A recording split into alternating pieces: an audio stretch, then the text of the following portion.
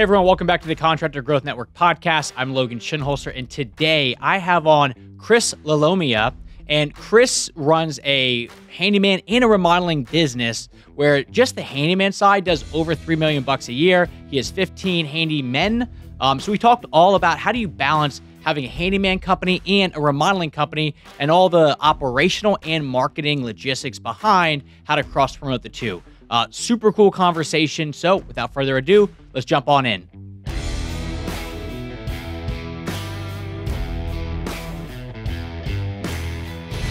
Chris, would you mind just giving us the backstory of, Trusted Toolbox, and I guess what made you want to start that first?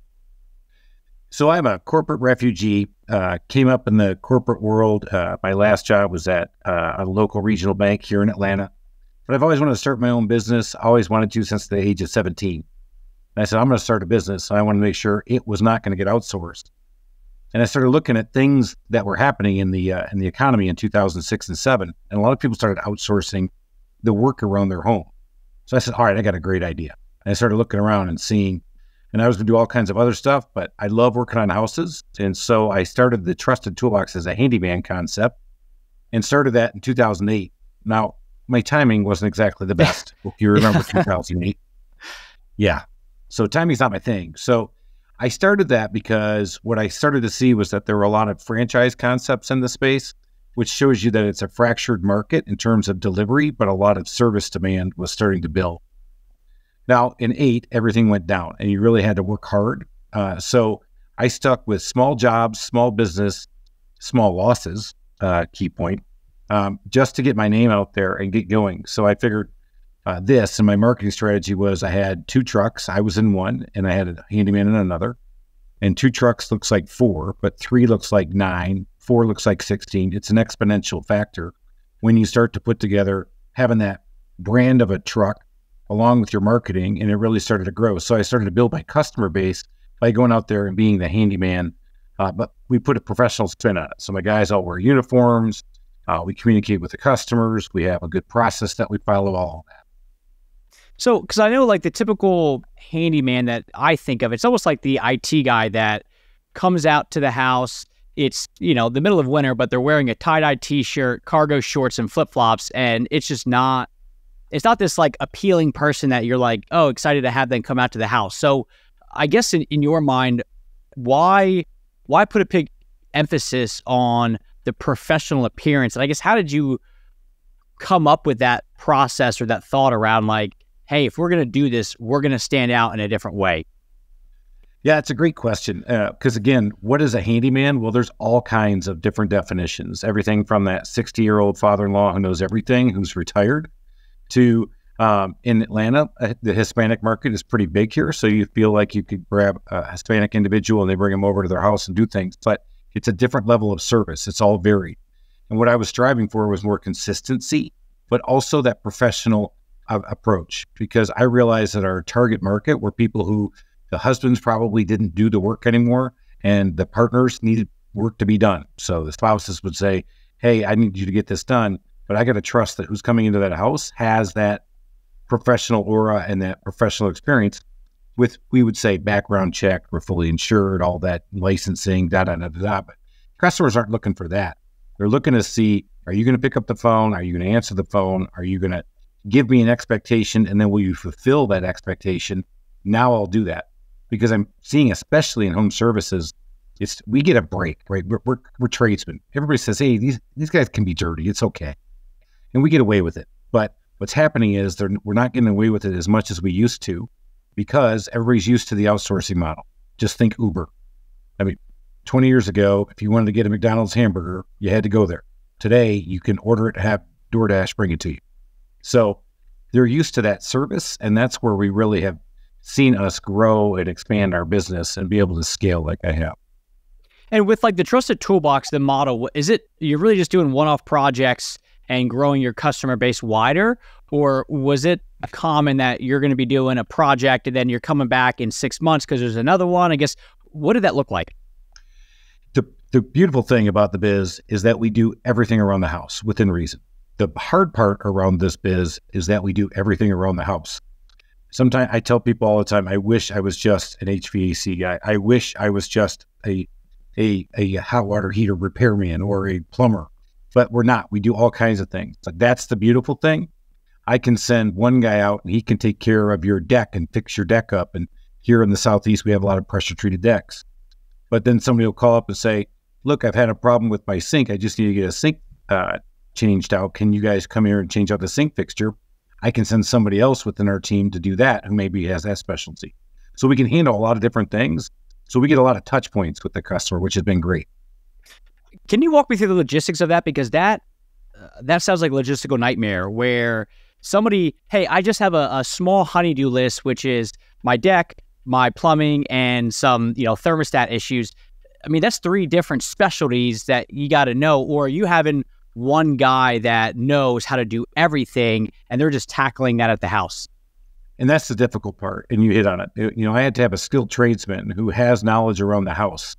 So that means they need to be usually a little older. Now we do have some younger folks on the team, but we also do what we call a skill-based assessment, and we do skill-based routing.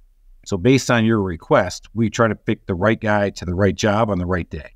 And that is why I have a scheduler who has 4 screens on her desk, and it looks like she's trying to launch the space shuttle from Earth and get it out to Mars. So it has been hard to scale, but the fact that we're up to 15 guys and be able to run 15 trucks around Metro Atlanta has really helped us with our brand. And actually what I found is as we gotten bigger, we've actually gotten better, meaning our service delivery was better, meaning I got out of the way and I let my team do their thing after we had the processes developed.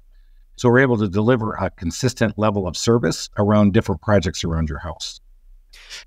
How are you going about recruiting? Because I know people have a hell of a time finding one reliable, PM or lead carpenter, and you have 15 specialists. What are you doing differently that a lot of people are missing out on? I'd love to tell you there's some secret sauce there, but I've tried it all. When I first started in '08, I put an ad out on Craigslist. I got no less than 200 resumes, and it was insane. Today, we use a combination of Indeed, ZipRecruiter, and then I have a local recruiter who kind of knows the market. And then how do you know they're good at what they do? That's the hard part. I wish I could say I built an academy where I could bring somebody with no skills and we train them up. We just don't have that opportunity. I have 2 apprentices today, but what we do is bring them in and then we try them out with our guys for a while to make sure that they say they have the skills they want, and then we assess them in all the areas we work in. But to find these guys is really hard because it's really a specialty. It's somebody who loves doing different things every day and solving problems. And on top of that, I mean, they're like the only one going into the house. So it's not like you have this rough and rugged person going in and they're interfacing with the client on a big remodel. A lot of times that's going to be the PM who's a little bit more finessed, if you will. I mean, you're essentially, because we deal with this on our side with marketing, is you have the more data people that like to be behind a computer screen and look at Excel spreadsheets, but then to get them to interface with a customer, it's not always in their natural skill set to do that. So I guess when you are hiring, how are you approaching what sort of soft skills do they have compared to can they actually get the job done? So we don't look for those customer service soft skills. That's where we put a lot of focus on our training because I know I can train them to do that. But you're right. These guys really view themselves as gig artists. Think about that guy playing the guitar in the bar. He probably really doesn't want to talk to you. He just wants to sit there and play. And he wants to have everybody enjoy what he's doing and just go, thank you, or give him a tip. So what I train these guys a lot about is that for you to have an easier transaction to do your job and demonstrate your awesome skills, you need to do these things first. Call the customer 30 minutes before you get there. If you don't get them on the phone, then you text them.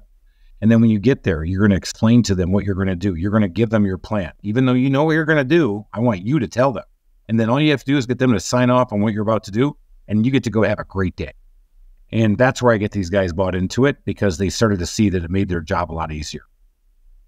That's awesome. I know we had somebody come out and just update just like a spigot on the outside of our house, plumbing company, but I could tell that they were well run because they had a clipboard that had a laminated piece of paper that was like, hey, I know we're just doing this one thing, but our goal is to make sure all your plumbing is good. So step 1 is we're going to meet. That's what we're doing right now. Step 2 is and they just went through and it was just like a very formulaic checklist, but it like explained the whole process. I mean, it was a great conversation because, I'm biased because I enjoy learning about, hey, what was your trading like and how hard is it for you guys who some guy just wants to be a plumber, but you're now saying, look, you got to go out there and it's a bit of a show with a client. Like, what was that like? So that the checklist part from a consumer's perspective, like it put me at ease as, okay, this is like a different class of plumbing company coming out to my house. And it sounds like you're spitting it in a way where your guys are understanding, hey, this may not be my natural thing that I want to lean into, but realistically, as long as I can do this thing well up front, everything else is just like icing on the cake and easy to go from there. Yeah, because a lot of times these guys are like, hey, just let me do my job. Let me go out there, do my thing. And then people say, let me ask you a couple of questions. How are you going to do this? And then, of course, they get offended. That's like, again, asking a guitarist, how are you going to hit that chord? Well, because I practice and I know how to hit that chord. And with these guys, that's what I put them in their customers' shoes. Because, as you said, you're genuinely interested in marketing because that's what you like. And then I do know your background. You knew what it takes to do work around the home based on your upbringing. But a lot of people don't know what to expect. And that's the biggest thing. That's where when you don't know what to expect, what do? You normally put yourself on the defensive. You normally put your antennas up and you're more hyper-focused on what's happening. So I tell the guys, if you can get everybody to relax and reduce their anxiety, things will go a lot better for you. And that's usually what we see in the forms of great reviews and guys getting tips at the end of the day. That's awesome. So you grow this thing, and then what made you want to actually start a remodeling company? Because you've already got, I mean, again, I know you said like the logistics are kind of tougher, but I mean, to run a handyman business with 15 guys, I mean, that's not easy. Why start a whole nother company to do larger projects? Yeah, I think it's masochism. So why? Well, I love bathrooms. I love kitchens. I actually have an affinity for loving to help people lay things out and do things. So I naturally liked it. The other thing, and I will tell you, this is where the flawed thinking happened for me. Bigger tickets, more dollars. Dollars pay bills, percentages don't. I figured I had bigger dollars and it'd be better. Well, what I found in the beginning was they were bigger dollars, but they were a lot less take home. So we were doing a lot of work and not really bringing home what I thought. And what I really realized very short order was that it's not the same as the handyman business, which was very transactional. I had to really shift our focus and work a lot more into the relational and be able to sustain that level of customer service that I just talked about, not just in 1 day or 3 days. I had to sustain that over 4 or 8 weeks. And that's where I started to see a lot of the failings. So I'm giving you the, why did I do it? And then I look back and go, I probably should have done it a lot differently than I did. Well, can you talk more about that? Because there's a lot of, I would say probably of all the clients that we work with, my guess is 10% come from the corporate world, and then they go, look, I'm going to look at this thing as a business. I'm going to apply a lot of the more white-collar things that I know to this business, and they operate it very differently than 90% of people that they started off by just helping out their dad, who was also a contractor, and they were doing more handyman stuff. And then when they come to us, they're like, look, I've usually done very small hallway bathrooms, but now I would love to just do whole home remodels. And the level of customer care and a client experience of a 1 day or 1 week hallway bathroom by yourself compared to, a 6-month whole home renovation. I mean, that's night and day difference. So can you talk more about, I guess, what was it like? What were you doing from that made the handyman side transactional? And then what did the flip look like into when you're working in their home for months on end? Yeah, great question. Again, with the handyman, we could set them up. We're going to be here today between 8:30 and 9. Not, hey, our tire broke down, or our tire went flat, our car broke down, and I had a 1-day transaction. When you go to this multi-week transaction, what happens is in the beginning, the excitement for the customer is still high. And don't forget about that anxiety. They're still anxious because they don't know what to expect. And a lot of people watch HGTV and think that you can get your bathroom remodeled in 22 minutes. Oh, okay, maybe that's a little extreme. It's actually 50 minutes because it's an hour-long show with commercials. But what we didn't do a good job was setting that expectation that there are days of a lot of activity and then there are going to be periods of no activity.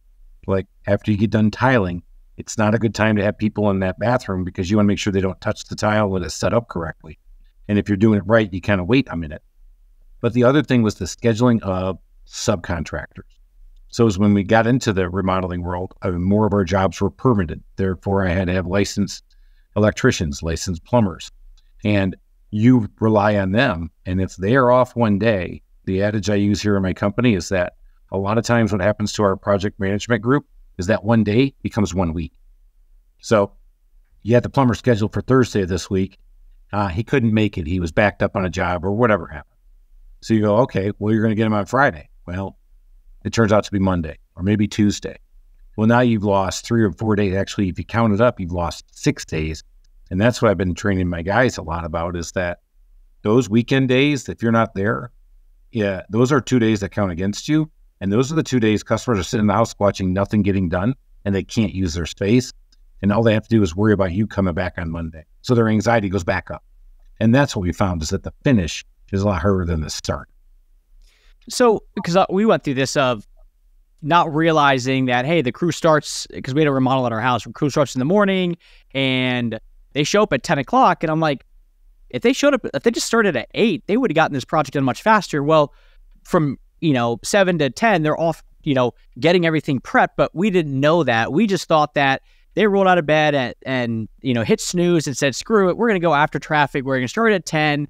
And if they would have just been efficient the whole time, it would have gotten done faster. But in reality, that wasn't the case. But there was just a miscommunication around, hey, now it's going to seem, with my brother being a contractor and stuff, like I would joke with him because whenever he does stuff at my house, like the first time he did it, he would show up at noon. And I'm like, dude, what are you doing? And he's like, I had to go to the rock yard. It's an hour away. It's, all this stuff. They don't open until this time. So there was just so many little things where I'm now basing the whole project on, well, I think they're just lazy or I think they're inefficient. But in reality, there was so much stuff behind the scenes that I didn't even know was happening or needed to happen. But my wife and I are just sitting there looking at each other of man, imagine if they actually were motivated to get this project done. And that wasn't the case. It was just how we saw it was just, we built up our own perception until we finally brought it up to the PM. The PM's like, oh, well, this is actually what's happening. They're waking up on time. Don't worry about that. They just have to do stuff beforehand to prep to come into the house. So there was a lot of that stuff. And when you bring up the weekend stuff, it was the same thing of they worked last weekend, but then this weekend, where are they? Well, this weekend, they were building all the shelves in their own shop, so they didn't have to come to our house and build it at our house. So it was just the little communication things that just built up the snowball effect and the weekends really are. Trust, as you said it, I mean, when you're sitting there and half of your house is a demo zone, it is you just walk by it all the time and you're like, man, imagine if they would have showed up at 8 o'clock on that one Friday. So it does add up.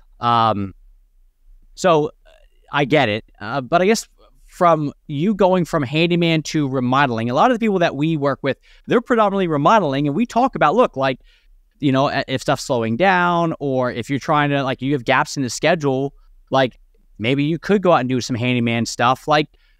What is it like for you now that you run both a handyman and a remodeling business as far as just from a systems and operations standpoint first? Great question. First, I would say if you're a remodeler first and you're thinking the handyman job is easy, stop. Don't do it because it is, again, apples and onions. And what makes it hard is that you will automatically, as a remodeler who maybe does a $50,000 or $100,000 project, when they say, hey, can you just come out and build me this one set of bookcases? And you're gonna charge them maybe $5,000 or $10,000, which is a very small ticket to you. That is a huge ticket to people in their minds because you're building those bookcases, and that's a lot of money. And nobody listening to this podcast would, if I said, hey, right now, hey guys, call me, I'll give you 10 grand. You'd all take it in a heartbeat. But when you're doing that job, you have that mentality that it's a smaller job. Therefore, you'll do it at your pace, or you're going to go quick and get it all taken care of, and nothing ever goes that quick, especially in something like that. And then you're running up against the people who say what you just did. And then, hey man, he was showing up at 12 o'clock. If I got your brother on the phone, he'd probably say, oh, Logan, I was showing up at 11:15, man. Well, 11:15, 12, whatever it is. It wasn't 8. So they start to fight that. So I hear people say, I'm going to fill in my gaps. I watched people do that in 2008, and I watched them fail miserably, because when they say, hey man, Chris is over there charging back in the day $80 an hour, I'm going to go do that with my guys. I'll do just fine. And then what you heard was, wow, these customers are really picky. Well, my guys weren't finishing the jobs. I had to keep going back and finishing jobs because they didn't spec it out, didn't take the same amount of time we would on a remodeling job. On the flip side with remodeling, I've actually been able to systematize our process now. So we are a little bit better in delivery, but it's, again, starting that expectation, and then also making sure my guys understand that one day becomes 1 week becomes 2 weeks, and you just lost your customer because they wanted you out of your house in 52 minutes. So I guess in hindsight, are you glad that you started the remodeling business? Yes, now. But I tell you what, I am part of a CEO mastermind group, and at least 2 years in a row, basically based on my financials and where I was going, they all recommended that I close it, and I just couldn't do it. Now today, it is running profitably. It is running where I want it to. But I would have to say, I should have taken a little bit more care in how I was approaching it. Well, knowing what you know now, what would you have done differently? Yeah, I would have absolutely hired the right people that weren't handyman related. And then I would have found somebody who estimated these jobs a little bit differently than the handyman. And that was the other thing we found, is that when you estimated the job handyman style, is that you missed a lot of those little interconnections and those little transitions that we just talked about, that you just talked about. You got to pick up the tile. You got to get the deck boards to the job. You've got to get the concrete to the job. You got to get the stoves to the job. And those logistics, somebody's got to pay for it. And you didn't mark up your materials enough to cover that. And you didn't have your labor quotient put in there because you're just thinking about on the site work, not travel to and back from the work. So is there a world where you, because I've heard of stuff, of scenarios where a remodeling company just kind of partners with a handyman company, and it's just essentially just from a marketing standpoint, hey, if anything above 10 grand, you throw my way, or anything above, like 30 grand, you throw my way, and anything below that, I'll send your way. Was that ever like in the back of your mind of, instead of you just starting your own remodeling company, you could just partner with one? So that wasn't in my mind. I will tell you, we do get a lot of work from high-end remodelers here in the Atlanta area, where we actually come in and punch out some of their stuff, but they'll just flat out refer us on the smaller stuff because we make them look good on the handyman side, and then they can come in and do that $250,000 remodel when the customer's ready. So I thought about it, and then I said, no, I'm not a really good partner. I'm a really good owner. And I'm a solopreneur here, trying to make it all happen myself. But I have thought about the idea of spinning it off and maybe go ahead and just completely transition away, and then have remodeling not be under the same Trusted Toolbox umbrella, and just go ahead and rebrand and rename it. But I haven't gone there because our name has actually started to carry a lot of weight here in the local area.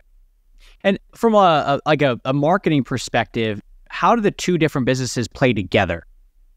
Yeah, great. It's great. So you're used to the Trusted Toolbox experience. So we come to your house, you get a call or a text a half an hour before we're there. You get a text 2 hours or 1 hour before, depending on the job we're doing, to let us know you're on the way. Our guys show up, they walk the job, you get a signature, they complete the job, they ask you to walk the job with them. You get used to that experience. You're like, okay, I like that experience. Hey, I didn't realize you guys did bath or kitchens or decks. I'd like to have that same experience with you because I trusted you. And that has actually turned into a lot of repeat business. 40% of our revenue comes from repeat business. And that a lot of, again, the big ticket items on the remodeling side were driven by us having a chance to do some handyman work in there. And then after we're done, a year later, people are like, hey, I don't want to do that big project like we just did. Oh my gosh, I love what you guys did, but I don't know if I can go through another 5-week effort. But I do need some other stuff for around the house. And you'll get that customer says, hey, I'm going to use these guys for everything around the house. And we say, well, we're not everything, but we can help you with these areas that we just talked about. So when you're getting called for a small handyman project, is the handyman who's coming out, are they saying, hey, by the way, this this is a really old ass kitchen, does not look good. If you ever want to remodel it, we got a sister company that will do it. Or I guess, how are your customers finding out that you can do bigger projects? So my guys aren't the best sales guys. Again, if they were, they wouldn't have been working with me, right? Sure. They would be doing this on their own if they were, because they're skilled at trades. They know how to do it. So what we do is I'm relentless on my emails. So we get emails. I send a newsletter once a month with a video starting out with, hey, this is Chris. Take a look at some ideas around our remodelings in the kitchens, or remodeling in the man cave, or remodeling around there. So we always are bringing up remodeling to them. And then we'll do some back market efforts with some direct mail. So it's not like they're showing up and saying it. It's just somebody is already on your marketing list, if you will, from the handyman side. And then you're just hitting them with by the way, we also do these other services. And that kind of gets them into the remodeling side. Yeah. And then they leave a brochure behind, and the people will start reading the brochure. One of the things I love about the brochure we have is that people ask me on the back, why do you say that you only do crown molding, exterior trim repair, and drywall? I said, because regardless of what you put out, you can put all 65 services you got. What does everybody ask? Hey, do you guys do crown molding? Well, yes, it says over here. Oh, I just thought crown molding was different. Yeah, so I'd love to know that you guys do that. So all of our lines in there trigger sparks for people to think about in their home how they would want something done. And do you have any sort of like home maintenance programs with like the handyman side, or is it all one-off? No, we do. We have a home hub maintenance program where we've had more success with commercial clients than we have with residential clients so far. But we do have that program. We come out twice a year. It's a semi-inspection, but also get some work done for a day. And I've got a number of customers who've signed up for it. These are the kind of people who are traveling for a living, or maybe they're a high net worth client who is very busy and doesn't need to, or nor want to, look at what has to happen with their house because they want to get back to their families. They know that we're looking out for it. On the commercial side, they love that we come out on a monthly basis and take care of all the stuff that their maintenance man, quote unquote, would have done, but they don't have a maintenance man anymore. We're their maintenance man. So like on the residential side, it's just once every 6 months, somebody's coming out and they're just walking the house and just saying, okay, there's some scuff marks here. So I know we have paint downstairs. So I'm going to, touch this up. Some of these things are loose. So I'm going to go ahead and tighten up this. Is that basically they're just walking through with like a checklist, or I guess how does that work? Yeah. So we have a built-in checklist. And here in Atlanta, we have 4 seasons. Of course, we do get snow every once in a while. But with the change of seasons, what we'll do is, depending on what we're doing on the inspection, we'll either look at what's going to happen on the cold side or what's going to happen on the hot side, depending on what's coming forward. So we'll look at things like weather stripping. We'll look on the outside, make sure that the caulking's still tight and the exterior paint's still good, because a lot of things start to rot out. We'll check that the deck isn't starting to get loose, because they do. And many times here in the Southeast, people like to use their decks longer than a lot of people. And so their useful life has probably been used. So they run through that checklist and then take care of those honeydews. Hey, I've got a couple towel paper holders I want you guys to change out, or some. So we'll just knock that out while we're there with them. So during COVID, when this all blew up, I mean, were you guys doing more handyman stuff? Were you doing more remodeling stuff? Because, I mean, I'd imagine like at some point, the allure of like, well, we're getting so much remodeling inquiries that we could just take all of our handyman, flip them over there, and that's going to be bigger projects on paper, bigger profits. I guess, how did you navigate the big boom of COVID with 2 different companies? So I actually will go on record. I'm part of the National Association of the Remodeling Industry. I'm on the national board. And I got on a call and said, I am finally in the right spot. After COVID in March had hit, and here we are in September, we were in Georgia, we were kind of opened back up, and we were rolling. And I wasn't, because I couldn't find the people to do the work, but I had the work. So we navigated with a combination of both. I will tell you what happened was everybody was in their house. And if you think about people before COVID, and I was my corporate self, I was in my house, if I was lucky, 2 days a week. There was no work from home option. We didn't do that stuff back then. But COVID hit, we were in our house how many days? 7. Now, with the go back to work that's going on, people are all complaining about it, but you're still in your house 3 or 4 days a week and at the office 3 or 4 days a week. So when you're in your house 7 days a week and can't go anywhere, what are you doing? Well, if you have kids, you're putting doors up on your office because you don't want them to bother you. If you're got kids, you're building out the outside of the house because you can't have them in the house all day long because they couldn't go anywhere. So what we saw was a lot of pull forward in projects, and we were able to help them with it. But we also had the material shortage. So I will go on record saying I was finally in the right business, having no idea how naive I was, knowing that I couldn't find people and I couldn't get product. So what'd you do? I guess, was it just like, flying by the seat of your pants for a couple of years? So I feel like I've been doing that for 16.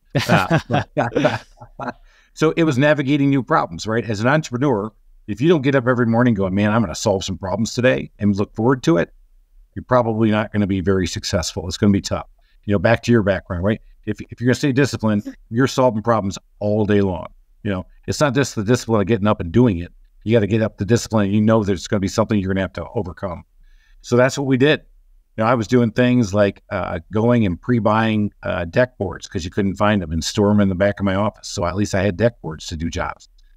But there are a lot of things we just got caught off guard with, and that is, cabinets weren't coming. We couldn't get cabinets. We couldn't get rakes. We couldn't get shovels. All these silly things. You're like, what? What do you mean I can't get that? Oh yeah, no, that plant's been shut down.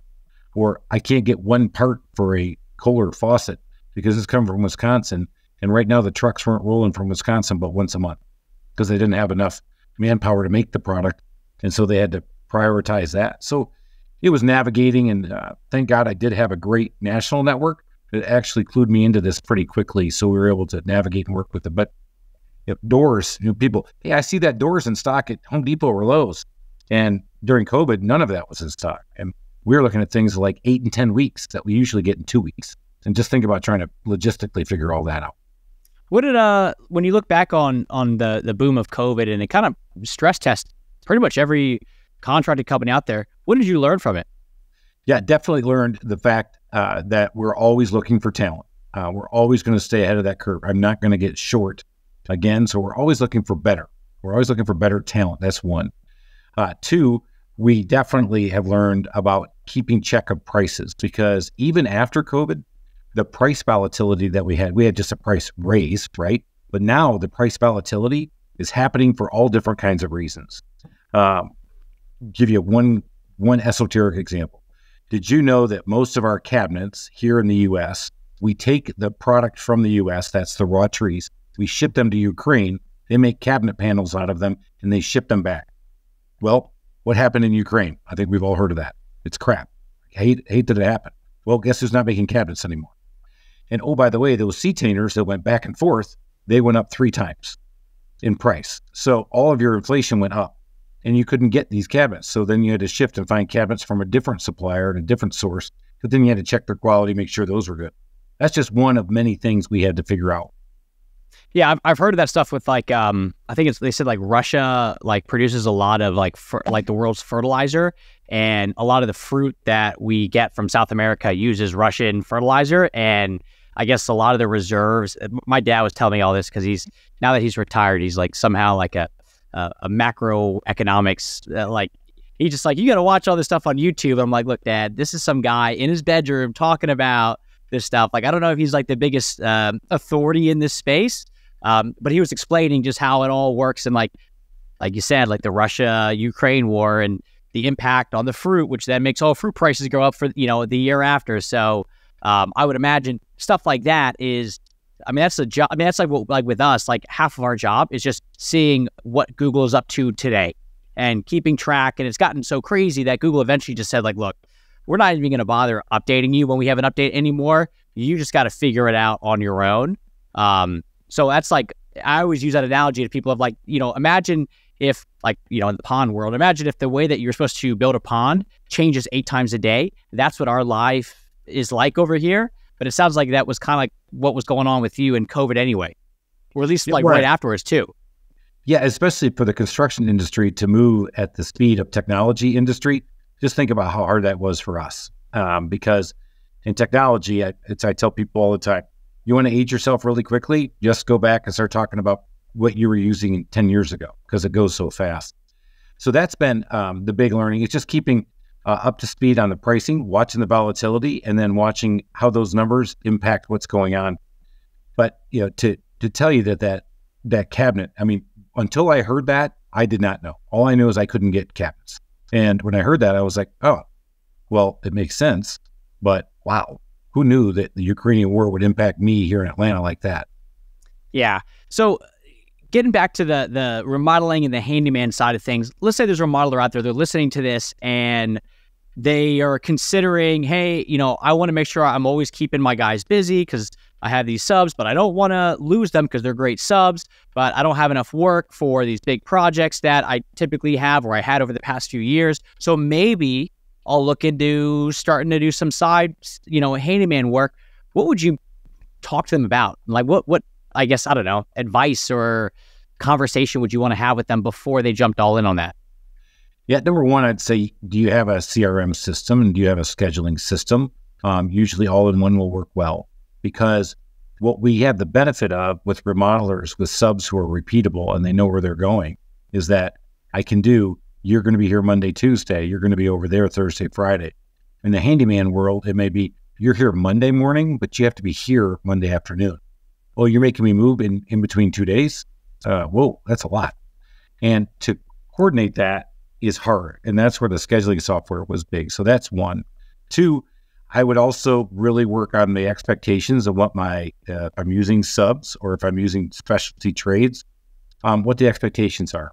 Because our arrival and departure windows are a lot tighter. Your tile guys can't finish up a job in one area. Your deck framers can't go hit one deck and get the framing done on that and then go skin another deck in the same day unless they kind of know what's going, because of logistics. And again, the big city. So the logistics of it is really more important to understand than it is the actual quality of the work you're about to complete. So it almost sounds like you're looking at handyman as less of a specialty thing and more of a home service business that you're running, because it really is getting a text ahead of time of, hey, we're on the way, and it's more on the home service side than it is like a remodeling setup from a systems perspective. Right. So we keep ourselves up to date on all the new stuff that's coming out, the remodeling. And again, back to my affinity, I love talking about bathrooms and kitchens and decks and layouts and all the newfangled products you can get.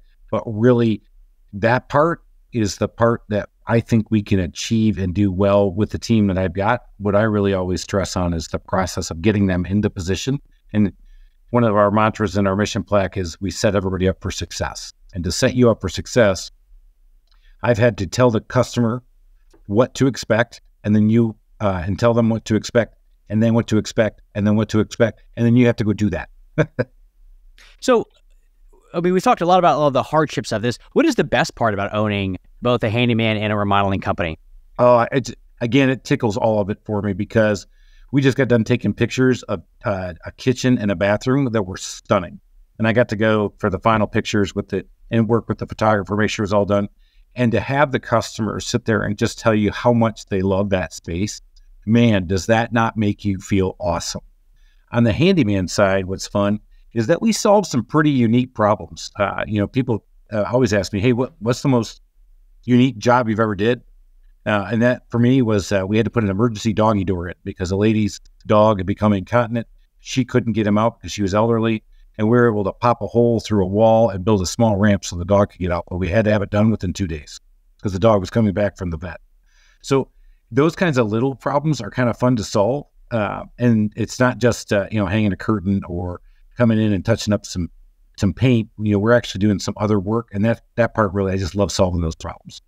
But I'd imagine from an emotional connection standpoint with clients, not too many people are crying when they see their TV hung on the wall compared to when they walk into their new kitchen that's everything that they wanted.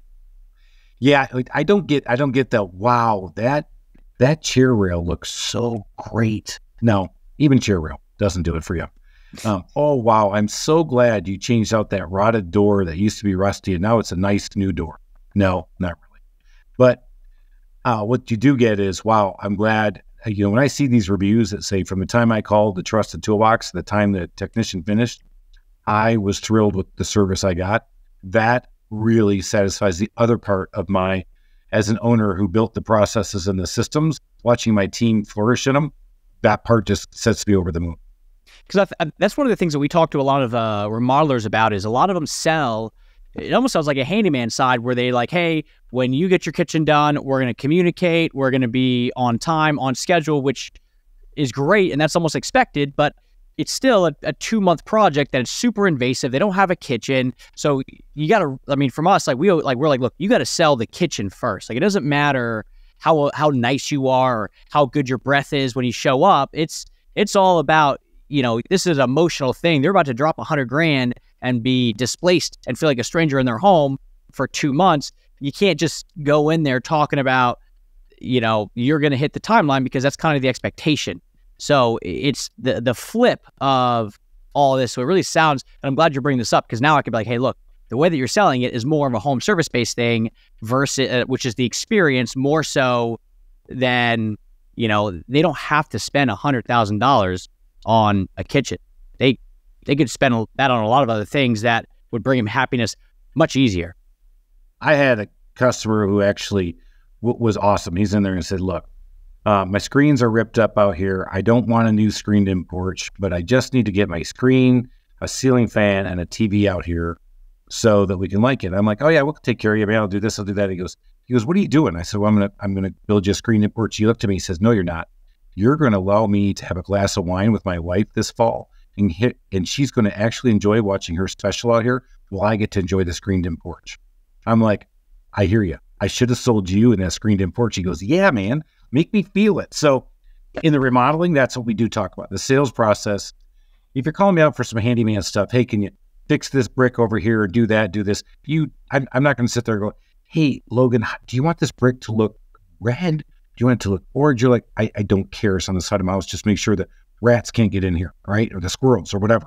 But when you're in something like that, you're right. You're selling them on the, wow, can't you wait to come in and have a bathroom that as soon as you walk in, you have a heated floor, you turn on the water, it's set to the temperature you wanted. You wait for it to warm up, and it warms up even quicker than it ever has, and you get to go in there and get it all taken care of, and you're warm the whole time. Woo-hoo. Yeah. How many people that you do a remodel for end up having like a honey-do list that you then, when you're finishing up that kitchen, you're setting, the handyman side back out for $10,000 worth of quote unquote just touch-up stuff that it's like hey, I already know your company, I trust you guys. While you're here, could you knock this out? So that's interesting. We've actually been analyzing that data, and it's not as much as I thought it was. And I'm trying to figure out why we're not getting more of that. I'll tell you what we are getting, though, is that when we do Johnny and Susie's Jack and Jill bath, we get the, hey, you guys did such a good job on that bathroom. Can you come do our master? And if we do the master, like, okay, can you come give us a quote for our basement? So they stay in their same motif. And I'm still trying to crack that nut. No, yeah. Do we get some questions? Oh, absolutely. I mean, we'll get some of that work, but it's not as much as I want because again, at the size I am now with 15 handymen and then 4 project managers, we have a lot of data we can work with and look at. It just didn't go. Now, the other way from handyman up to remodeling goes a lot smoother than the other way down. Interesting, because I know for us, like we finished we added a bathroom into a nursery, and that finished in May. July, we redid the entire front of our house, hardscaping added upon. August, we repainted the entire outside of our house. We're about to put on shutters right now. So, swapped out the columns on the front. So we were kind of in this like home improvement mode that we started with the big one. And then we're like, hey, you know what, let's drop another. I think, it was not a small amount of money for us just to continue, but we were kind of in that mindset of let's just knock it out. And then we're going to be done with home stuff for a while. But it went from, and we have clients that we talk about that of like, yeah, like I keep messing my schedule up because, I just did this person's kitchen and we're supposed to be done on November 1st, but they asked us just to do $30,000 worth of, while you're here, could you just replace all the windows and do this, this, and this? So it's interesting that you say that it's not converting as much, because I know how I felt was very much hey, let's just, while we're here, we're in the process, it's already uncomfortable, let's just check the final boxes and be done for a while. Now, what I have found, especially now, people ask about some trends, and this is one that I've seen, is that today you are a good example of that. you started a project and you went, wow, I'm making this area look so good. I'm looking at this area. I'm ready to do it. Hey, you know what? Let's add some shutters. Well, those are pretty expensive. Yeah, but if I'm going to do this, I'm going to do this right. And I think that's the one thing that I'm seeing a lot more. When people change out their flooring, they're going for better flooring product than they used to. Instead of just, hey, give me that $1.25 square foot carpet, throw it on the ground. No, let's go hardwoods. Yeah, I understand it's going to be a lot more, but this is my house and I don't think I'm going to be moving for a little while. So if I'm going to do it, I'm going to do it right. I'm seeing a lot more of that as opposed to the, well, renter's mentality. I'm going to be in this house for 2 years. I'm going to get out of here because I'm going to upgrade to the next house. People are kind of settling in where they are, especially because of interest rates, number one. Also, the ability that they can stay in the home they like, and then they can improve it like they want. But if they're going to do it, they're going to do it the way they want, not what they think it's going to sell. Yeah. So I guess to kind of wrap all this up, if somebody is a remodeler, would you suggest, look, don't do your own handyman thing. Go partner with a handyman company and make it easy on both parties? Or is it, you know what, I did it the opposite way of how you're doing it, but if I did it, you can do it, so have at it? I would say, I got a great phrase from a lawyer. The closer I stay to what I know, the more money I make. And I would say, no. If you're a good remodeler and you're really good at interiors, work on that. Find another interior product. Maybe you could be good at flooring. Maybe you could take one of those. But on the handyman side, I'd say it'd be better-ish to partner with people. Now, what I'm finding, because I'm in this national network, there's not many people of my size. And it is hard to partner with somebody. You're really not sure if they're going to deliver that same level of white glove service that you have done as a remodeler. So I know it's hard to partner with them, but I would also say it's also really hard to logistically have your plumber in one spot, your electrician in another spot, your tile guy at another job, and you're all of a sudden managing 4 projects that you used to remodel with when they all used to be on one spot. Cool. Love it. And I know it was on your podcast and you asked me this question, so I'll flip it around to you. What is a book that you would recommend that everybody read? Oh, wow. You got me on that, because I've got my whole list back there. If you haven't read the E-Myth book, that's a must-have. You got to read that one. Now, you're the marketing guy, and you like this one. I do love the Marcus Sheridan book, They Ask, You Answer. It's a big book. It's a big read. But the other one, and I'll throw this out, is that you don't always have to go for self-help books. I love biographies, and I just finished Ben Franklin's biography done, and I was amazed at how much of a Renaissance man that guy was and what he did for us. And that actually unlocked some things even for my own business. It's funny. So I had no idea that he was, poor Richard's Almanac. Like, I didn't know that he did that. Had no idea he was a media mogul. I thought he was just a founding father that just had some hair and that was it. But between that and then him going over to Paris to get, the French to come battle for us, I had no idea that he was an entrepreneur, but then did all this stuff outside of just signing things for us. I've gotten a lot more. There's a podcast that I listen to called Founders, and it's a guy that essentially reads biographies of entrepreneurs and then summarizes it over anywhere from an hour to a 2.5 hour podcast. But he'll bring in all these other ones as well of hey, and when Ben Franklin's doing this reminds me a lot of what Steve Jobs did when he came back to Apple. So he ties a lot of his stuff together. It's fantastic. So I've been getting more into biographies as well, but in a different way where I just listen to this guy talk about it. It's awesome. Oh, I love that. Yeah. I'll have to go check that out. It's cool. Well, Chris, that was awesome, man. I appreciate it. Super helpful to delineate the difference of remodeling and handyman, how to run them both, or how to really just stay in your lane and take it from there. So that was fantastic. If people want to connect with you, because I know you're high up in the area and stuff like that, so you're not just running the Trusted Toolbox, how can they get in contact with you? Yeah, you could always get me. I'm out on LinkedIn. You got Chris Lalomia. I got the chrislalomia.com website. Happy to share 30 minutes of my time with anybody. I do that all the time because I got the podcast going called the Small Business Safari. So where I get to talk to great people like yourself and others out there. So you can always find me there, chrislalomia.com, or find me on LinkedIn because that's a pretty unique name. What I really liked was essentially the fact that he was saying, unless you love the operation side of things, don't jump into the handyman side. Just go right back and get deeper and better at the remodeling side of things, which is kind of counterintuitive to a lot of us. In fact, like I've talked to clients about starting a handyman side thing as well, just to kind of keep some nice cash flow going. But it sounds like it doesn't always go exactly how it should. So listen to Chris, and unless you're really in on the handyman side, stick with what you know.